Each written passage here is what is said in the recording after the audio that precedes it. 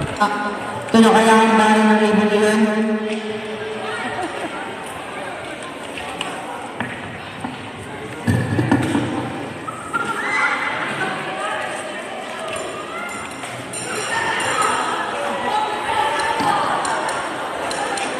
Hello?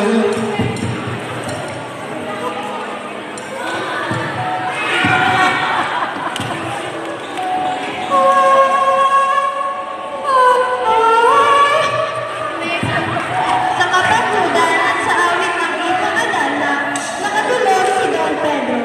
Ang ibon ay huminto sa pag-awit, ngunit nag-ugaling magbawas pagkatapos ng kanyang magandang tinig. Sa kasamaang palad, si Don Pedro ang mainimbing napataka ng naging bugtong buhay sa ilalim ng Piedras Platas. Sa hindi pagbalik ni Don Pedro, nagkagulo ang buong Verbania. At ang ipinadala naman ay si Don Diego.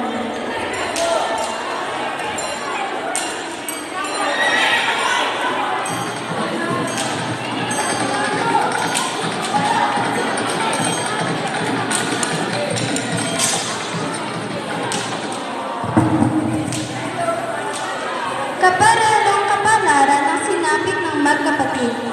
Nakinig ng awit at siya'y nakahimbing. At sa pagkakahimbing, napataka nito at siyang kaawa-awang naging batong buhay din.